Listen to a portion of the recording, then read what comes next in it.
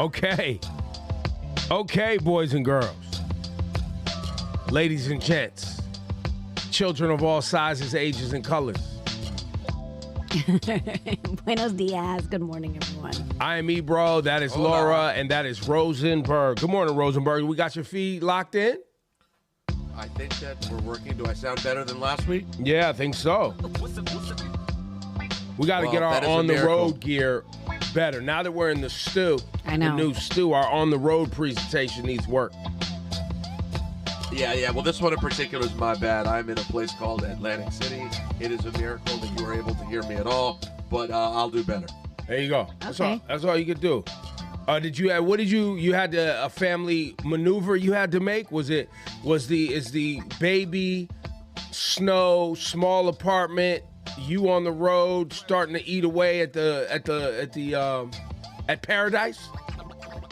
Yeah, I would say Paradise. Closed up shop a little while ago. Oh, God. And I won't say that Paradise reopened here in Atlantic City, but I will say we had a nice time in Maryland doing my family stuff, and then we've been with Natalie's brother and family in here in Atlantic City. So yeah, we just needed to take advantage of the 3-day weekend just a bit. There you go. Right. Hopefully everybody else got a little 3-day weekend. If you did not, maybe you're running around the roads here in the tri-state. The snow is trying to melt. The temperatures may get up to like mid-40s, they're saying today. If the sun cracks through these clouds, they're saying we can see 50 degrees outside. 50 degrees. Come on. Whoa. That's what they're saying. Come on. Yes. We have to deal with something, a memoriam, a rest in peace to start the program. A legend has passed.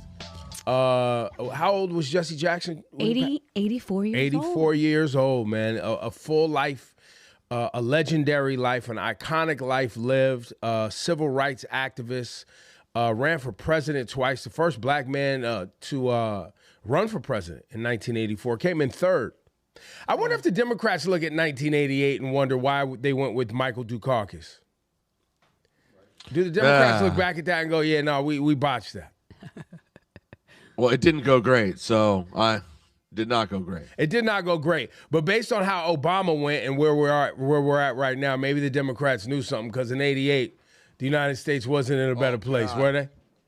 You don't say. Facts. It would not have gone well.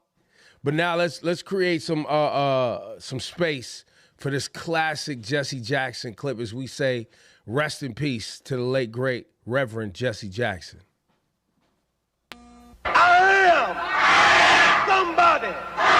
I may be poor, but I am somebody.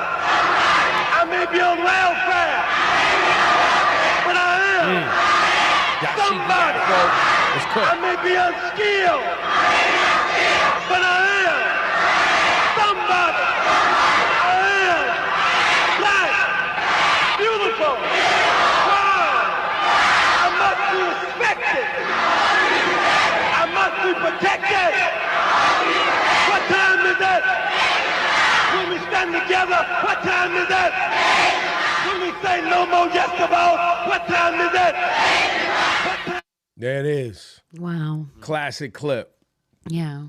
Reverend Jesse Jackson went on, obviously, to form the Push movement and the Rainbow Coalition, which combined later on. He continued to work. Even he had a degenerative neuro disorder or something like that. I believe so. Which was a part of his health issues that he was living with.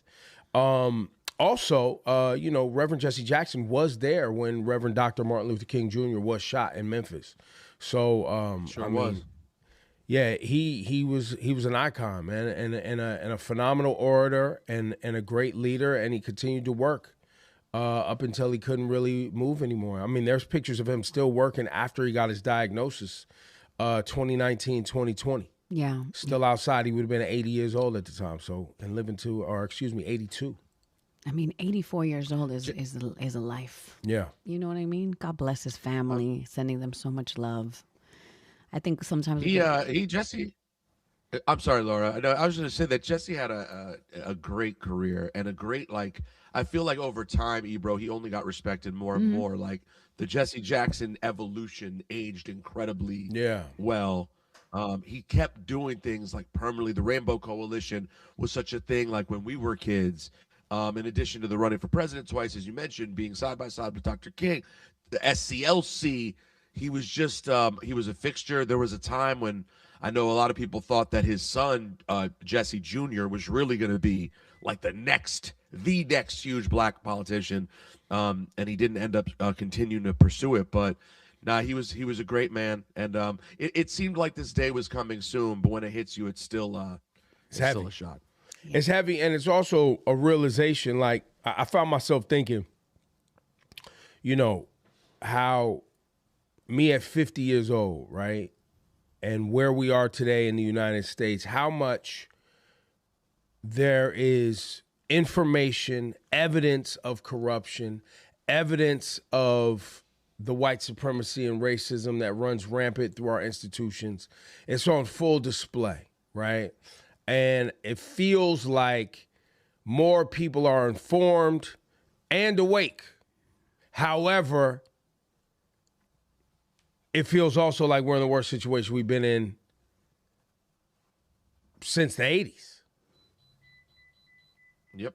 Yeah. Yep. Yes. Right? Since the crack epidemic. Yeah. Since, the Reagan era.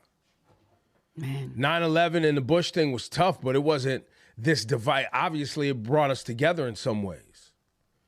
What we're seeing right now, what we feel right now is very divisive. And he had to die. Jesse Jackson had to die not knowing if the democracy is essentially going to make it. Like, he definitely passed away thinking, oh, my God, are we going to go back to a time that I remember and was even worse than I remember? Well, no, and that had to be there, Ebro. Not the democracy, yes, but also just civil rights. Period. Civil rights has slid backwards.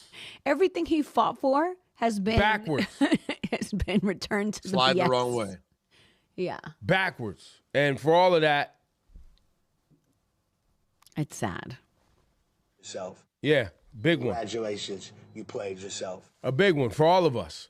As we sit and we remember the Reverend Jesse Jackson. Rest in peace. Now, it was a busy weekend. Also passed away this weekend, I think Robert Duvall. Yeah, 95. I saw that. 94, 95? Yeah, 95. Apocalypse Now, The Godfather, Godfather 2, of course. Network. He was in The Natural, Robert Duvall, legend. Bro, the consigliere. Stuff you're once not even, you hit we don't your even 90s, remember.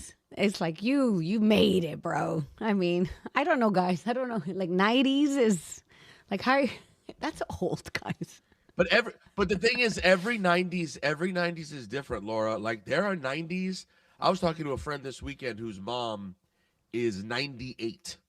And wow. She's mentally 100% there. God bless her. So like but it sounds like when you hear someone dies in their 90s, you act like as if people are just kind of like, all right, peace. But I mean, if you were good, it's still really sad. No, like you're were out here chilling one day. You're right. It's hard. It's crazy. The only people but who want me to live run. to my 90s, I'm going to tell y'all right now, is Issa, Selassie, and Jazz. Because the rest of y'all going to be sick of me if I'm 90-something. I'm going to do all the interviews. I done told you I'm doing all the interviews. I'm telling all the stories. I'm doing all the talking. Y'all going to be sick of me. And we already know most of it's going to be a lie. Listen, the best thing you can hope for is that I just don't have a memory. Because right now I remember too much. You're going to be so loose and you're going to lean into being old because you've been dreaming of being old your entire life. Oh, I love it. I'm excited to be here. You're just going to be just saying people's business. Oh, man. I'm telling it all. Not true business, by the way. What'd you say, Rosenberg? It won't always be true business. See, he's already trying to look. He's already trying to create the narrative already. So that way, when I start telling my stories, because y'all still think Quincy Jones was lying in that article. You didn't want to believe it. I didn't think he was lying. You didn't want to believe it about who was in the hot tub and who was playing with whose booty. You guys didn't want to believe it. I believed all of it. Now that the Epstein files are out, I don't know why y'all not believing all this stuff that people are saying. Oh my God. I don't know why people are not believing it. It's all possible. And plausible at that.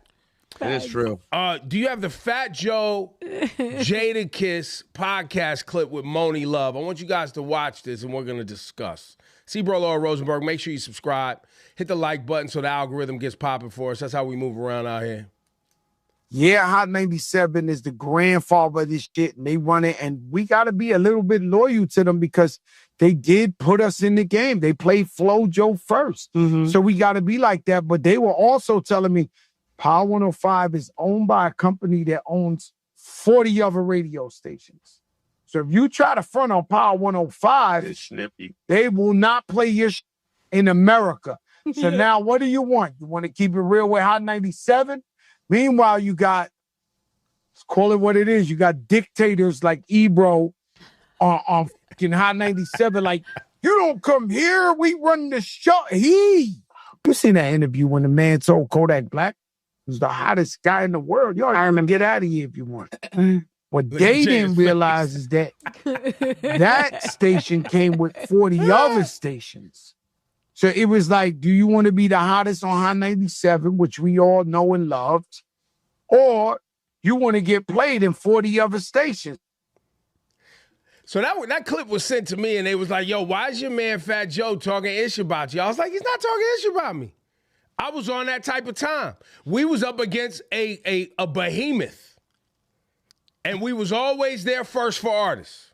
And we was always there. We always are there is when times get tough. And the iHearts of the world ain't putting you in rotation. Flex is always there for you. So what was our other mode to be? We was just going to fold up, roll up, and act like it was cool for y'all to run down the street and kiss ass to them and not do nothing for us? That's what I was supposed to do? It was a competitive time. I was supposed to just roll up, and I enjoyed it. I liked the competition. I mean, the word dictator is what made it a little. I know. Like, come on, the word Joe. dictator is tough. I mean, hey, listen. I definitely was on my BS. 1,000%. Had to be. Had to protect my team. I had to ride for my team. You guys thought we was just gonna glad hand, be happy to be here while y'all just run around up with these corporate behemoths. A lot of people don't even know Hot 97 is really an independent, small flagship. It's one station. There's no partners all across the globe. Two. Well, but the other BLS doesn't play the same music. So it's not like you can leverage one station against the other in that way. Right. So we had, look, same way people hate Flex. When Flex is like, yeah, if you don't get me the record first, I'm not playing it. What else we got to go with? We got to use what leverage we got. It's competitive, man. But this is my problem. I love Fat Joe, but this is the problem with the storytelling on podcasts. Even like the timeline. He went from talking about one era to jumping all the way to Ebro and Kodak Black. I'm like, this is okay, but that wasn't indicating. It's called of algorithm hustling. Yeah. It's called click farming, sir.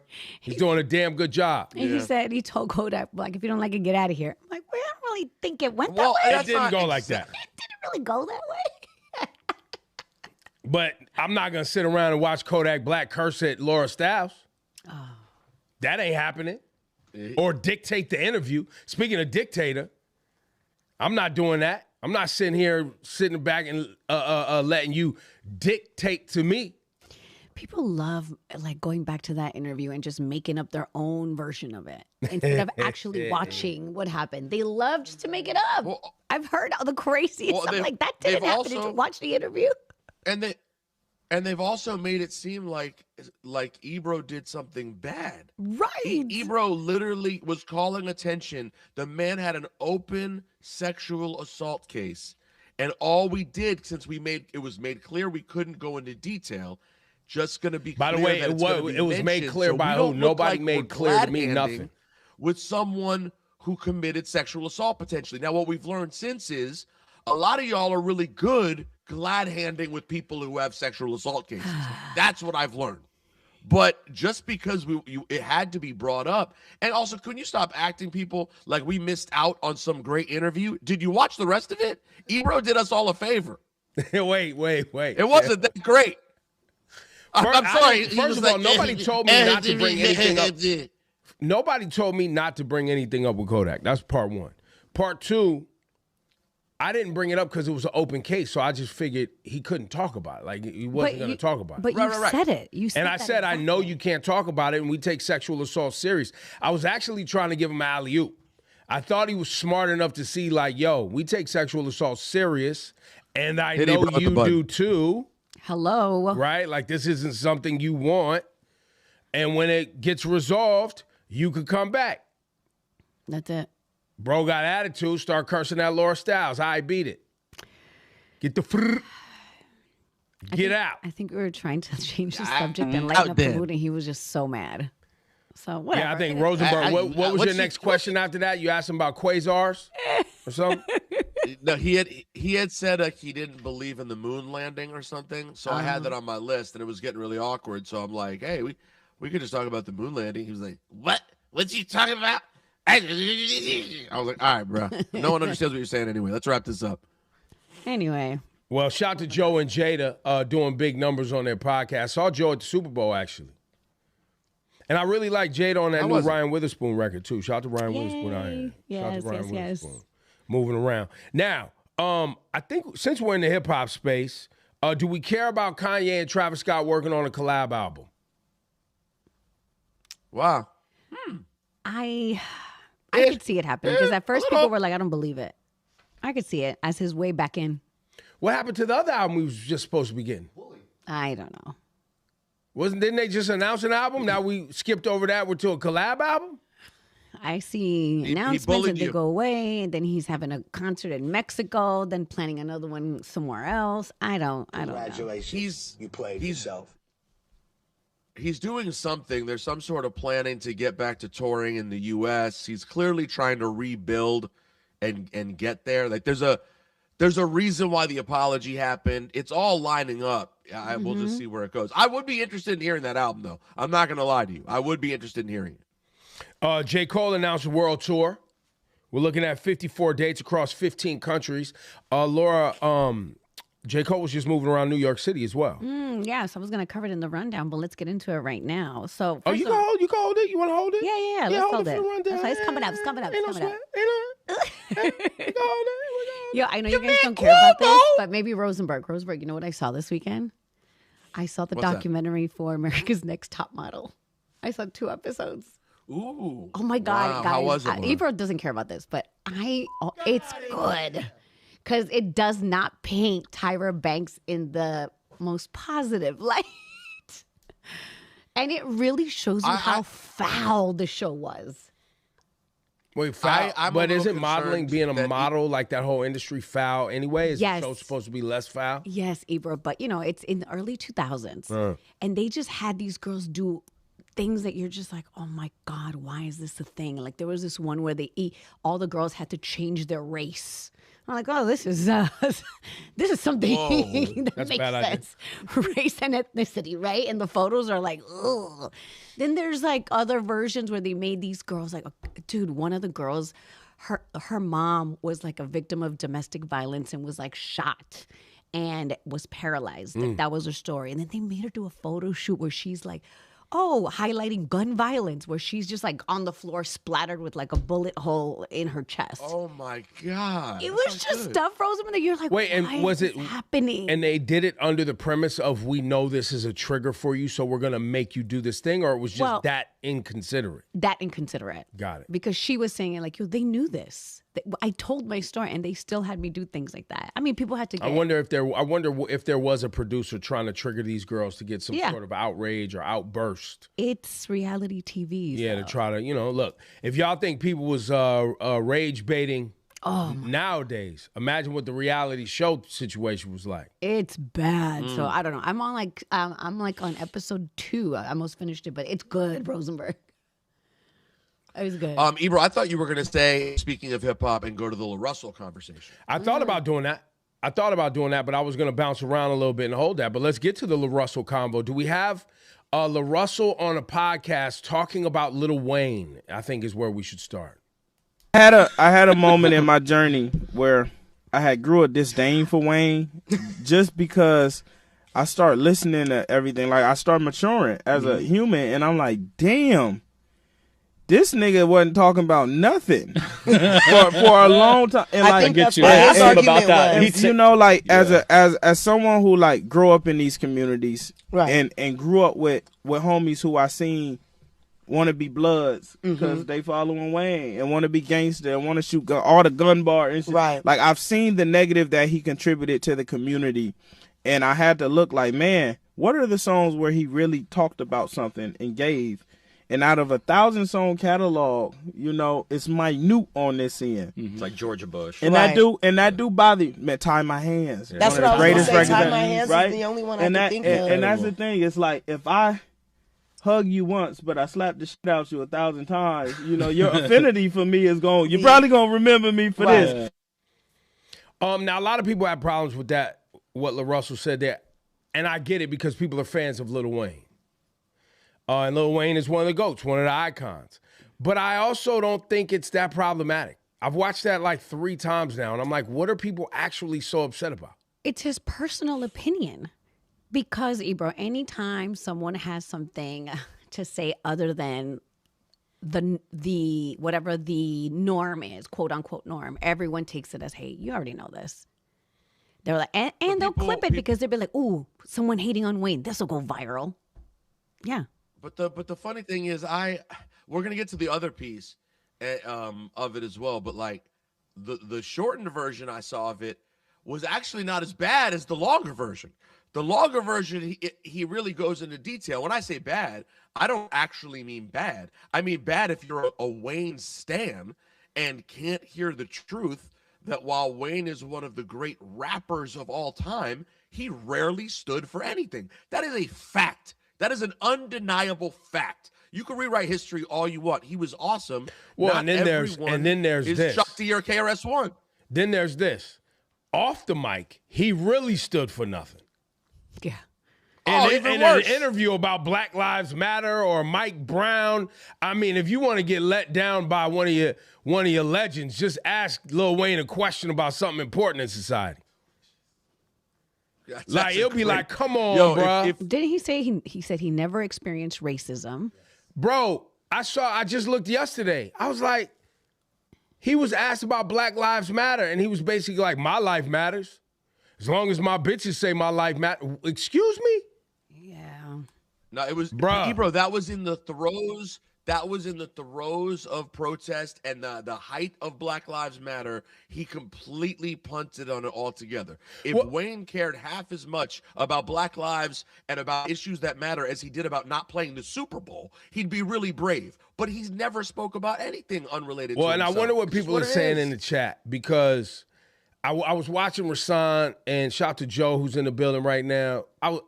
I was looking at their physical response to what I just said about asking him a question in an interview and how he's responded. And they literally put their hands over their faces.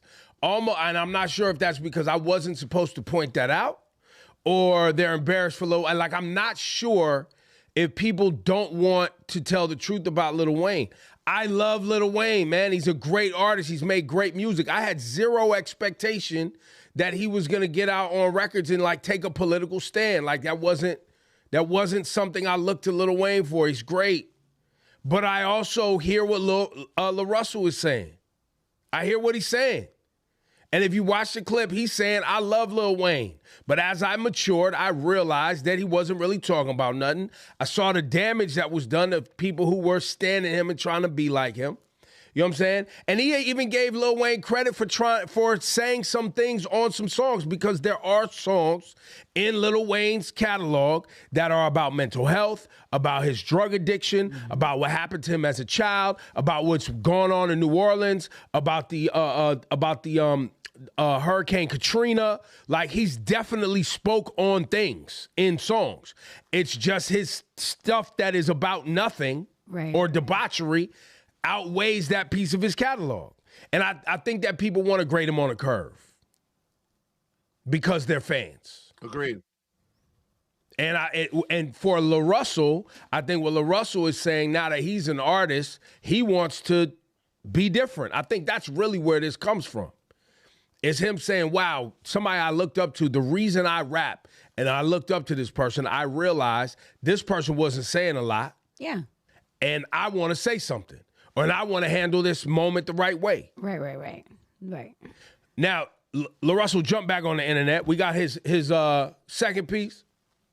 In the industry, it's two forms of marketing that's used heavily. It's seeding and it's clipping. These two things have been monumental and beneficial to artists like myself as well, because whenever I have a viral moment, I'm able to mass distribute the moment to the world. On the flip side of that, most of these places don't have no integrity. Yesterday, probably like 20, 30 platforms across Instagram and Twitter all posted the same clip of me at the same time with the same narrative. And the title says, LaRussell says this about Lil Wayne after signing to Jay-Z. What the f*** that got to do with anything? That's somebody with a budget and content and the narrative saying, hey, go run this. I love Wayne. Man, I wouldn't be the rapper I am today without. He inspired me to do so much. He inspired me to have bars. But he also inspired me to smoke weed, sip lean, shoot guns, all those things. And I turned out great. Now, it's very interesting you jump back on. I'm a proponent, an advocate for this type of talk, especially when it comes to marketing budgets and narratives on the internet, because I've been bodied for years. I've been bodied from the Tekashi 6ix9ines. I've been bodied by the Barbs. I've been bodied by OVO. I've been the academics machine loves to get they start the engine on me. And all of these blogs simultaneously, like he's saying, run with something. Where you'll be like, yo, all of y'all posted it at the same time? Which for me, I like the marketing. But I think LaRussell kicked the hornet's nest. He got the trifecta. Because you talked about Lil Wayne. So you're going to get the OVOs on you, you're going to get the Barbs on you.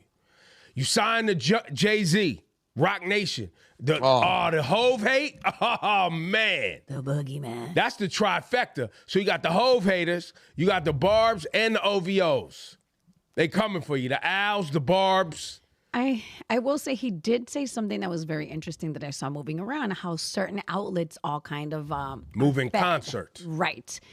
And I was really trying to look for this last night because there was, I don't know if it was Isaac Hayes the third or I don't remember who was it, who made a video where he basically was showing everyone who owns what. And I think that's very important because a lot of people really think that a lot of these outlets, well, some people think they're Black owned. That's right. Which is not true. Some people think that they're actually ran by like real journalists. Not true. No. Or maybe at one point they were, but then they got sold. That's another thing that's happening. But it's really important to see how a lot of these outlets, like who owns them, who's pushing the narrative. Because I'm not the only one. We've seen a lot of these outlets like rap. There's one is at rap. And then you see them start pushing like right-wing content. And you're like, where is this coming from? And that's happening with a lot of outlets. That's something to pay attention to. Well, listen, I agree with all of this. I'm interested in all of it.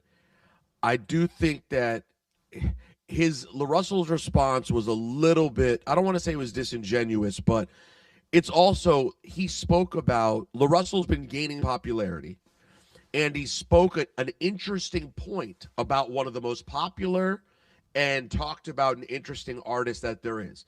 And it was a very compelling point. And we live in a time when he's right. Everyone does everything for clicks. I don't know if there was some organized plan to create backlash against LaRussell, much as we just know how these places operate, and he gave them very easy clickbait. And he's right. These places have no morals. If they see an opportunity, they are cutting the clip and they are running with it. Well, I think he did walk it back a tad. Right, but what he pointed out wasn't the blowback. It was the headline. It was, they were saying because basically he signed to Rock Nation, now he's got something negative to say about Lil Wayne. Oh yeah, that part's nonsense. That part's straight nonsense. Yeah, but I think when you look at it through that lens of like, wait a minute, I was just talking about Lil Wayne. The larger narrative is, I gotta hate on Lil Wayne now that I'm signed to Rock Nation because Jay-Z doesn't like Lil Wayne because Jay-Z didn't let him play at the Super Bowl. That's what he's pointing out. is Yeah, that's I agree with that part. That is someone trying to shape a narrative. If it would have just been like, LaRussell gets backlash because of his comments on Lil Wayne, or LaRussell thinks it's Lil Wayne's fault that he started drinking lean. Whatever the headline would have been, that's clean. That's what he said. No. They said LaRussell signed to Rock Nation, and now he's hating on Lil Wayne. Yeah, I guess I sort of ignored that part because it was so absurd. But you're absolutely right. I'm sure that is the worst part of it. And let's be honest, it continued all weekend. Because people seem to take it face value. DJ Vlad going full-blown tin hat, ridiculous conspiracy theory. Oh, it's a busy weekend about Rock Nation. Oh man, I think some people fell for it too. I think some people. No. Wait, hang on. The truth is coming out. Hang on 1 second. Rosenberg, fix your mic. Your setting changed on your mic, so your mic ain't right. Fix that. And then, absolutely, people jumped in on believing Vlad. No, they were like, finally, somebody has the heart to come out and say it. People were celebrating like the truth is finally here. No, because people want that to be the truth. Oh, my God. Do we have Vlad's tweet, Rasan? We don't have that. We don't have that set aside. Let me see. We got to Google that. But yeah, it was crazy the amount of people who were really like, oh, my God, the truth is here. Yo, listen, make sure you subscribe right here. Make sure you subscribe to the Ebro Laura Rosenberg show right here on YouTube. You got it, Laura Stylez? Let's see. 2 days ago, DJ Vlad said, I have a confession. Rock Nation has been paying me to support Megan. They also paid off all of the jury members to convict Tory. And they bribed the judge, too. Jay-Z did a verse for his grandson's new album. They paid off Megan's doctor to lie about the bullet fragments. She was never shot. The LA police are all on Jay's payroll. It doesn't stop with LA, but you're not ready to hear that part. The Mexican guy who stabbed Tory, who do you think paid him to do that? You already know the answer to that. The 3 Supreme Court judges who denied Tory's appeal, all paid off by the Rock Mafia. Jay also paid Trump not to pardon Tory. Even if it's a state case, Trump can only pardon federal cases. But knowing Trump likes to bend the rules, Jay wasn't taking any chances. I can't keep these lies a secret anymore. If this is my last tweet, you know who silenced me. Hilarious. Bro. Nah, your man Vlad went ham. Just for him to jump up and say it was satire and jumped on with academics. I can't. Now, which one do y'all want to believe, chat? Y'all want to believe that that's what Vlad really, really feels? Or do y'all want to believe it was satire? Y'all want to believe there's truth in Vlad's tweet? Because that's where it's at now on the internet. Yeah. People are like, of course Hov put the pressure on him to change his tune. Yes. There was Beyonce posted a picture of her at the Super Bowl, right? Sitting down with like a burger and the Puerto Rican flag. And everyone's like, oh my God, celebrating. I saw it. And then you see the comments. Then you're like, oh, but she's in the Epstein files. No, her husband's in the Epstein files. Bro. No. And it's like, yo, people don't read. They do not. They just go with whatever rumor they hear. Like, yep. They said they said Jay-Z paid off Donald Trump to help Megan Thee Stallion. Right. Are you really believing? You really think there's a world in which the man was paying off Donald Trump? Ebro, I don't even understand what they're suggesting this is about. Why would Meg Thee Stallion be worth Jay-Z risking absolutely everything for? Can you explain even before this to you me? go that far, Rosenberg? The Tory Lanez case wasn't a Megan Thee Stallion trial. It was an LA County trial against Tory Lanez, who's not a citizen of the United States and who had a gun. Yes. That had been recently fired that he didn't have a license for. Megan had to testify. Well, and then there's the part of it where Tory didn't decide to testify, whatever legal advice he had gotten. And now everybody's coming out saying, what was Megan's friend, was her name? Kelsey. Kelsey's the one that actually did it. Well, if that's the case and you wanted to stay out of jail, and now the bodyguard's talking. After he heard a conversation, get out of here. Get out of here. I just love the hilarity that we're supposed to think it's interesting that DJ Vlad, who is a snitch. The man literally does interviews where he sits and gets people to tell on themselves. That's his entire career. He's generally not even Well, camera. that's not he fair. hides behind the camera. He's a DJ too. He played. I mean, at some point he played music. I don't know when. That was a long time ago. No. Back in the day, he was a real mixtape DJ. But there you go. The version that people know, is this guy, and he's like, "Hold on, everybody. I'm gonna blow the whistle." You don't say. You're a professional snitch. That's not news. Okay. And then you're gonna make it up. It's a complete fabrication. That is insane. I'm not saying Jay-Z's perfect or infallible, or The Rock is perfect or infallible. I'm not Rock Nation, or I'm not slickly low-key Rock Nation. I am not. But to make up this thing that they're the most evil empire, Jay-Z's paying off judges and the president. Are y'all been reading the Epstein? Y'all been too deep in the Epstein file algorithm, DJ Vlad. Chill out. Well, no, That's but he insane. said it was satire. He said his tweet was satire. He jumped on with academics and said it wasn't. He was joking, basically. And people still be like, no. And people then people switched up again and was like, "Oh, Jay-Z put pressure on you. They got to him. They got to you." No. They got No, to he him. admitted that he was click farming and he was just out here rage baiting. He admitted it was satire. He was playing around. Academics didn't want to believe him. The internet was then frying him for that. But you can't do satire when your entire career is satire. Well, that's a problem. You are that's satire, really DJ Vlad. Congratulations, you played yourself. You can't now pretend like you're just being a goof when you're giving out this ridiculous information. This is what your entire platform is. But that's why guys, it seemed like you'd be telling the truth. We're taking this entirely too serious, if you're being honest. Because if everything you're saying you believe about DJ Vlad Rosenberg, we're sitting here talking about it. He's still in the algorithm. He's still going to be talked about. People are still going to click on his things, and he's still going to get paid, which is his end game.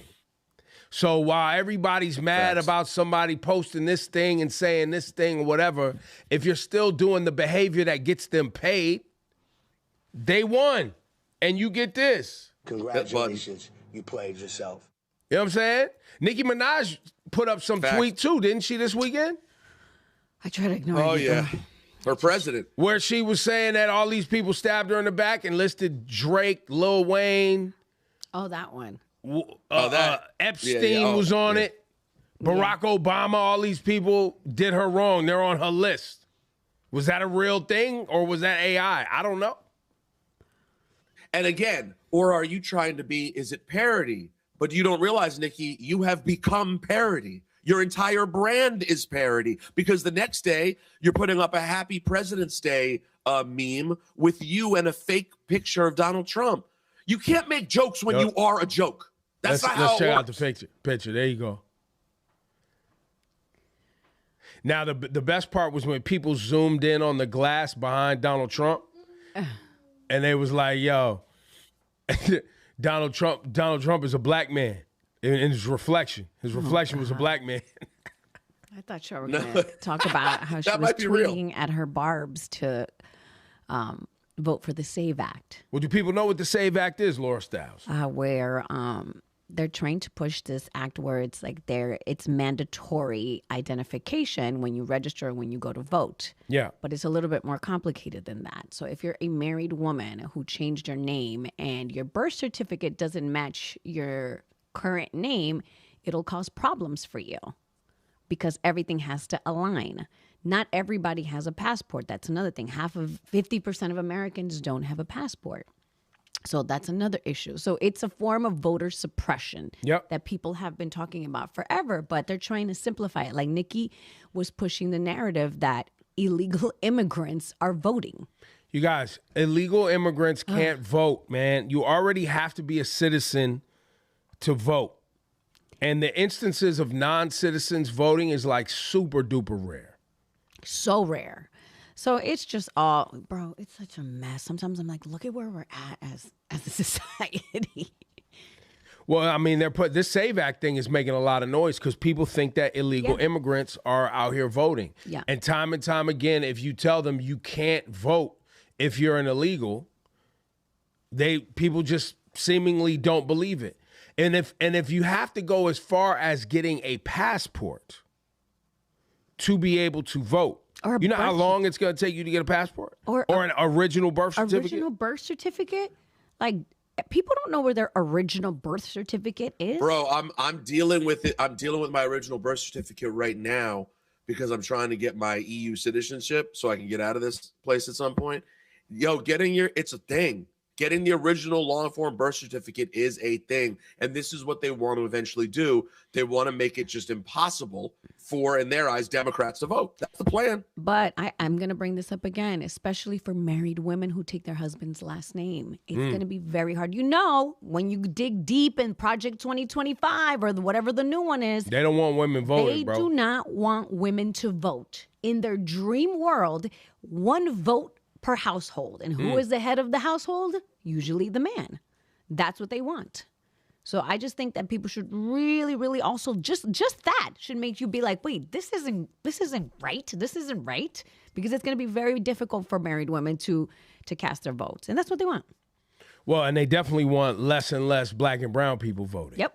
And there's some elections that are really important happening in March in Texas, right? And they want to fast track this SAVE Act through in February, and they've written the bill. So as soon as it's signed, you have the clip of the woman talking about it in the session the other day. This is who is this woman? The SAVE Act committee hearing. Does your driver's license tell us where you were born? It does not.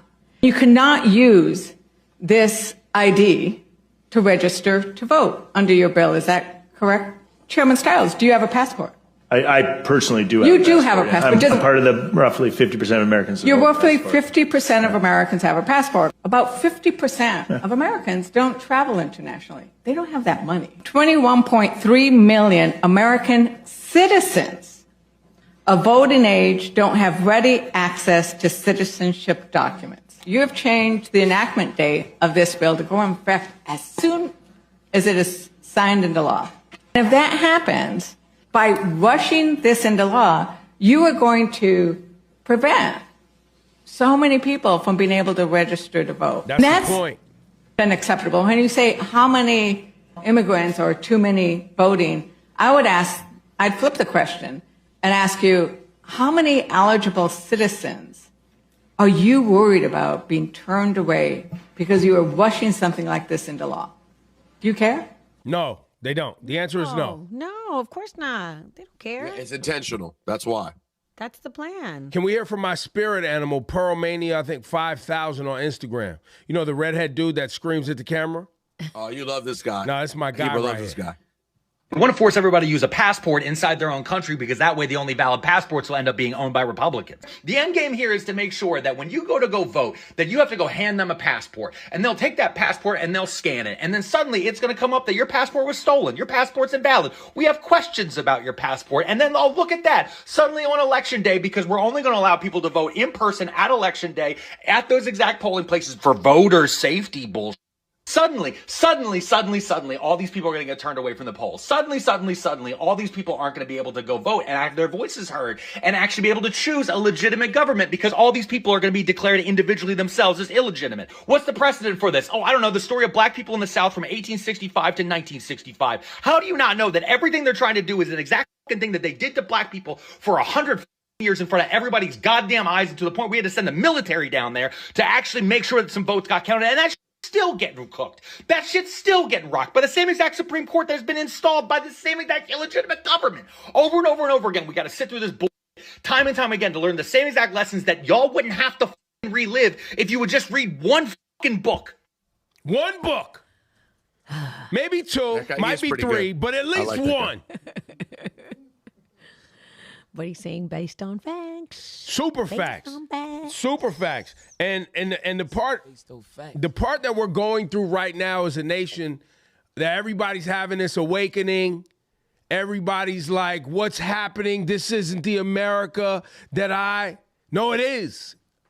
It is the America that you believed in. It is the America that you thought was so great.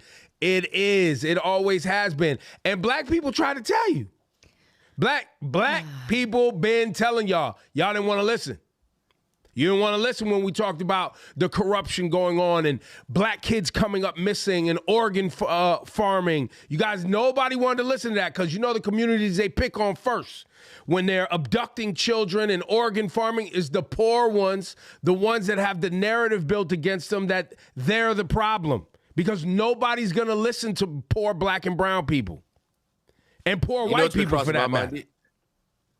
Ebro, I can't help but think about as sad as the Savannah Guthrie's mom story is, you realize the amount of black and brown children that disappear and don't even get a mention in the news. Yes. And a famous person's old mother, and it's still very sad, has gone missing, and it's dominating every newspaper, That's right. every news cycle, everything. Black and brown children disappear, not even a story. No, as soon as, I think a couple years ago, I remember there was like they found a body somewhere of like a woman. But if it's a black woman, though, possible sex worker, they just dismiss it. Absolutely. Possible. No, but by the way, if you are black or brown in this America, this is generational. This isn't just right now. These stories have been moving around, but they were conspiracy theories. Oh, you're wearing your tin hat. Oh, that could never happen in the U.S. We're never going back. Congratulations, you played yourself. Feels like we headed right in that direction. Matter of fact, they're writing country songs about waking up. Let me hear, where's my country song? You heard this song? It hung by the door on a rusty old nail. A symbol of pride in a small town tale. I wore it through fields, through rallies and rain. But now it just carries a shadow of shame. So I'm burning my red hat, watching it glow. The fire eats the lies I didn't want to know. I can't stand with a man who divides and deceives. That's wild by you. Burning my red hat, I'm setting myself free. Kind of a bar, though. Congratulations, you played yourself. I said, wow, because I was halfway listening and then heard I'm burning my red hat. You're just right now, you're like, wait. Well, the reason I played it right now is because you know how y'all got here? Why you at it? Why you're claiming this shame and you got to burn a red hat? Because you don't listen to black people. That's how you got here, bro. Because you're not listening to the most disenfranchised, abused group other than Native Americans that has been vocal about this BS for generations, man. You're not listening. I mean, and you have to ask yourself, I mean, why aren't you listening? That's racist. They could have listened to so many people. About Trump, it's beyond that. It's more than they just weren't listening. They liked the things it was saying about black people. There you go. That's why they picked up the red hat in the first place. That's racist. Now listen, I'm all for you burning it. I'm all for you having the moment of reckoning. That's great. But it's also that button right over there. Congratulations, you played yourself. Ebro, I know we're running low on time. I don't want to forget. We got mad people in the super chat. Let's go. Chef Daniel Brown, always coming through, wants to show love. R.I.P. Jesse Jackson, a man among men. Vicky came through and said, watching from bed today. I'm a teacher off of work this week. Been a FOT for years. Loving the new stew and the new plans. Oh, love it. I wonder how many people had a chance to tune in this week. Tune in this week in New York in the tri-state who normally jump in their car. You know you could jump in your car, throw this on the YouTube app and hit the Bluetooth and listen. That's right. Yeah, because I did run into a few people in Atlantic City who said they miss us. And I have to explain the situation. So yeah, shout out to Eric Motion. Shout out to Olivia who said, I believe Nicki is behind all of this Jay-Z hate 100%. Shouts to Ramo DeFleur. Shout out to my daughter Mia. Today's her 11th birthday. Happy we listen birthday, every Mia. morning. Oh, happy birthday, Mia. Yo Rick says, I've been a fan since the days of picking Rosenberg's sad ass socks or Laura's firebox. What? I don't know. You know, Oh, 150 sack or socks. I don't remember. box. Oh, that's an old game. Yo, question chat. Should we bring back some of our classic games? Sack or box was, that was a great game. That's so bad. That ain't classic. Terrible. That's not a good. And Chef Y'all don't Daniel want that again. bad? No. Rosenberg sack or Laura's Chef box. Daniel We're gonna says- have prizes though. We working on prizes. I'm working on Cardi B tickets. Yeah. You know what I'm saying? We working on a what did we call it? The Family Summer Fest. You know what I'm saying? We might have an event popping this summer. People have been asking for in-person events, so we're working on it. Man. All right. Well, can we get into a rundown, please? It's rundown time? Yes, let's go. Hang on, let me find it. And it's beyond rundown time. Turn that up. Screens on glow when she pull up. Headlines heavy, but we still cut up. Lights still flashing, we don't slow up. All right. J. Cole announced the Fall Off World Tour. 50 cities, 15 countries. So it kicks off July 11th in Charlotte. And then it's scheduled to wrap up December 12th in Johannesburg. And he's coming to the Garden, Madison Square Garden, on August 4th. So tickets are available for the general public. They go on sale Friday, February 20th. So, J. Cole made a lot of surprise appearances over the weekend in Queens. He's doing his trunk sale tour, 26, where he's driving his car, selling, albums from the trunk of his car, letting people hop in and listen to them. So he hit up a deli in Queens, the 179 Deli, and he also hit up St. John's University. But he also stopped by, which I thought was super special. So I haven't really talked about this on the show, but a friend of mine by the name of Shenae Curry, who is my connection to her is through Envision and the Envision Foundation and Envision Fest, somebody I loved. So I was leaving a lot of the times. I was leaving the show to go to the hospital because she was battling cancer, breast cancer, and sadly Shenae lost her life. damn, rest in peace, Shenae. I saw a lot of people talking about Shenae last. Oh my God, she was a beautiful soul, a beautiful soul. So I was having a hard time last week and. Just dealing with that, having to say goodbye to somebody. But I'm just super thankful that I was able to see her while she was still with us. But yeah, J. Cole stopped by her celebration of life, which I thought was super special. You told me Mom Donnie gave her a call too. Yes, because when she, when he was campaigning, she was going hard for him. So there was these beautiful pictures and I guess I was trying to figure out how can we get him to know what's happening, because there's a beautiful picture, a video that went viral of him, thanking Shenae for all her work. And it was super cool to see. And yeah, towards the end, he ended up giving her a call and thanked her. Wow. And she was awake and she received the energy. The message. So I was very happy about that. But yeah, that was super special. When I saw that, guys, I choked up. You know what I mean? Yeah. It's been difficult for me and for a lot of people who loved her. And the message is still here. I've talked about it for years on the show. Early detection will save your life. Mm-hmm. And then unfortunately, hers was just this was her second time getting cancer. Damn. So the second time took her, but. And I know it's very hard for you, Laura, because you've had a lot of people close to you fight that battle. So it's triggering in many ways. Yeah, I lost one of my best friends 2 years ago to cancer. It's horrible. Sometimes I'm just tired of losing amazing people to this horrible disease, But in more positive, I'm trying not to cry. Don't worry about it. Work through it. Take your time. Don't feel like you gotta pivot. You know what I mean? It's a very tough thing. And the other part of it is it's there's people I'm sure tuned in right now, who also are often triggered, right? Whether it's a commercial that plays or, a fundraiser they see or. I saw some people talking about these new cures. Yeah. And even new cures trigger people because it's why didn't you have that when my loved one needed? Right. And sometimes it's money. You know, they're so expensive, and not being able to have the money that could possibly save your loved one is heartbreaking. Yeah. But it just made me so happy because I know if she was still here, she would have been beyond, you know what I mean? To be able to have J. Cole stop by her party. Because originally the party was scheduled to be a fundraiser to help her family. Because guys, not only do you have to deal with the pain of losing your loved one, but the bills that are attached to it. Right. You know what I mean? So her whole GoFundMe is still up. And if you can't support Shenae Curry, she was an incredible human being.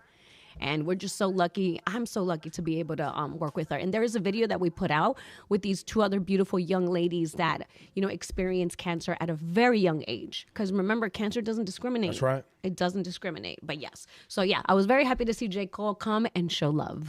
Well, and can we just give a moment to J. Cole for just being amazing? I mean, I love seeing him pull up in the beat up Honda. and you know, yeah, and just fans happy to see him. And you know, it's interesting. I found myself thinking about the whole Lil Wayne, LaRussell, you know, thing.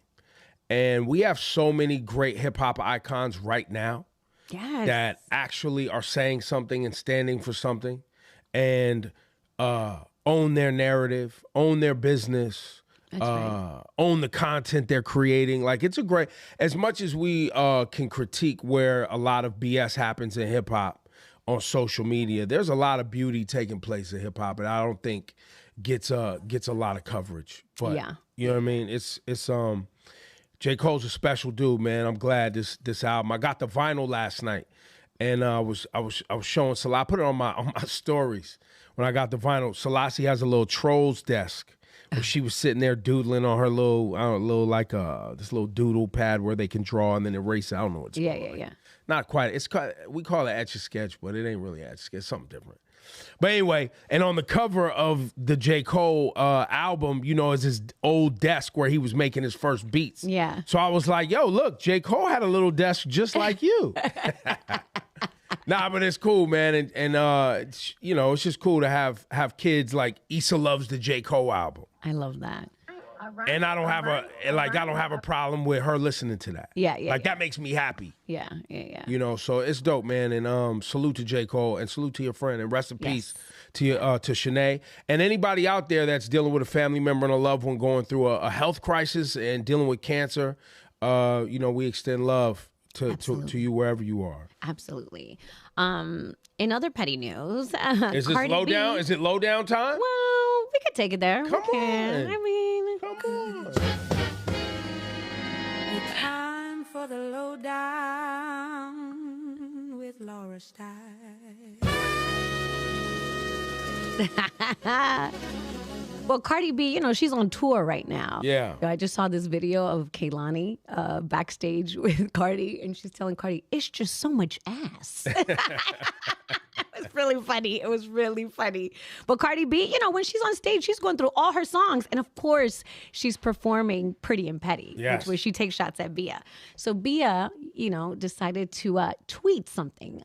She wrote, can you name someone with more BMs than receiving yards? Oh, man. I can, and I know what? Never mind. Oh, man. So this is Cardi after it came out. Look, there's the tweet. So see now, Bia, you didn't have to do this, which means you wanted to smoke. I hope you got a song about to drop this week, tomorrow, something.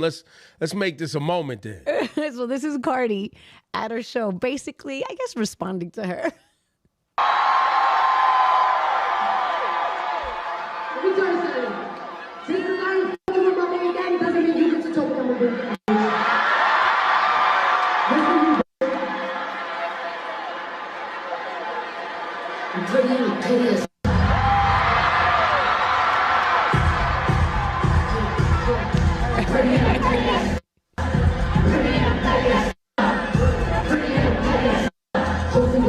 I think they're working together. That was too. Bia gave Cardi B a layup right there. You think so? Absolutely. That's tour promo for Cardi B, music promo for Bia. They're in cahoots. Oh my God. They're in cahoots. I'm like, Bia, just give us some more songs, give us some more records. All right. So this one, Ebro, listen, I'm putting my tin hat on with you because I saw this moving around, and I've heard Luke talk about this before, right? But this particular video, I want to pull it up. It's from an interview on Sirius XM. I think it was 2016. Now watch this. It was like, hey man, I got a pageant down here. I'm hosting these women at the house. Okay, up in Palm Beach, they send some cars to pick us up. We get in the cars, we drive up there. Me, Mike, Eddie Murphy, we all in our own individual cars. Car service drove us up there. We got there. He showed us around the house. And before you know put it, Eddie Murphy's the name rooms in and it. everything start popping. There wasn't no DJs. Hey, get in where you fit in. Whatever room you gonna go in, you go into that room. When I started looking at some of these girls' faces, I was like, man, these girls don't look like they're old enough. Was there sex? Was there? Of course there was. I guess that's a stupid question not to ask. I wasn't clear whether or not they were adults, and I wasn't clear whether or not, whether I wanted to be in that kind of environment where some of these other things that was going on in there. Bro. So if you didn't understand what Luke was saying, he said, when I started looking at some of these girls' faces, I was like, man, these girls don't look like they're old enough. I can't be up in here. I got to go. If I'm going to jail, then somebody's going to extort me or something for being here. So you got a bunch of these women running around. Some women look too young. I mean... Listen, that was 10 years ago. He's talking about Mar-A-Lago. Yeah. Invited to a party at Mar-A-Lago. That's right. Going room to room. Listen, I think right now what you're watching is you have individuals that are relentless with talking about Trump and these Epstein files or the Epstein files in general, which I applaud you. But I think there's a lot of other people who don't know what to do next and are waiting for someone to, at the federal level or some sort of law enforcement agency, to take this to the next phase, whatever that's going to be. So it feels like from now until that happens, and there are people who are going to, this is their life's mission. And I love you for it. Making sure that everyone mentioned in these files that had something to do with the rape, traffic, murder of people in these files is held accountable. Yes. This is some dark stuff. And I need to reiterate it. Donald Trump is in the files over 1 million times. There are people mentioned in the files and you're like, okay, they're mentioned, they were at a party, maybe they were in a photo. Not good. Not what you want.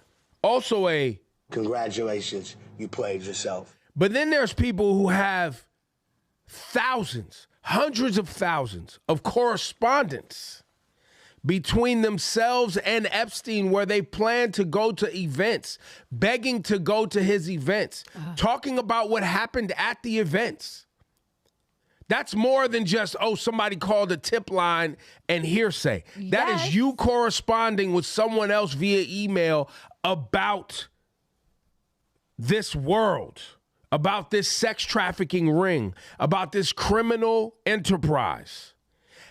And then there's the political, socio-political ramifications of Epstein and Bannon talking about what they were doing to divide and use and spend money to create narratives that divided the public or helped out with Brexit. All of that is in the Epstein files. His connection to the Mossad, his connection to Israel. It's all power. It's all power. His connection. Do we have the photo of the guy that was the CEO of Dubai that had to step down, who was mentioned in the file? What's this guy's name? I saw this. Dubai CEO resigns, thanking him for a torture video. That's different than being mentioned in the Epstein files. Ugh. That's another level. There's levels to these files. What do you have in your hand, Laura Stylez? Oh, sorry. Something for later. Are you ready for the guru? Yes. All right, we'll get to the gurus in a second. I'm not done ranting about the Epstein file. No, because it's insane. It's insane. All of it is crazy. But the question is, Ebro, who's going to jail? That's what everybody's waiting for. There's actually a trigger warning. Well, you know what? I'll air this tomorrow because we're running out of time. Okay. Her name is Dr. Leslie Dobson. I started following her. She's a lawyer and a doctor, I believe. And she has made it her life's mission to bring down the people in the files and highlight what's going on in the files. But we'll get into that tomorrow. Thanks for the rundown there and the lowdown. Sure. Hold on to your speakers.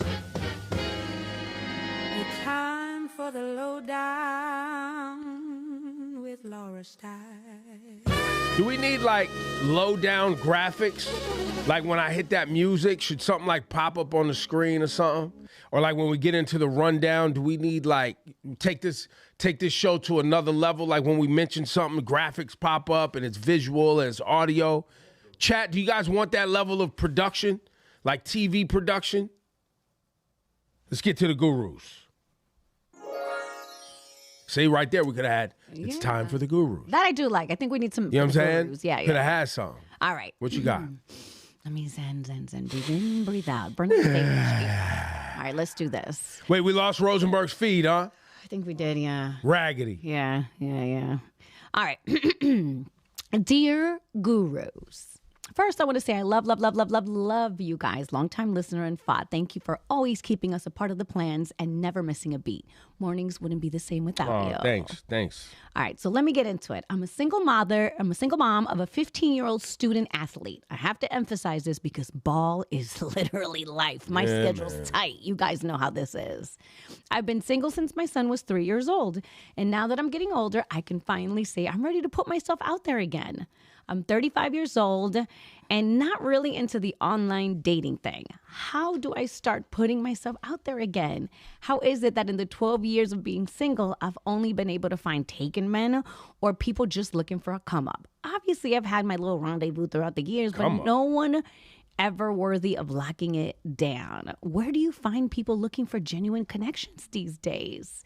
P.S. His dad has always been around, so it's not like I'm looking for a father for my son. Just someone to share my life with, which obviously includes my son. But do I need to make time for a hobby? Yes. Did I just not find the right app?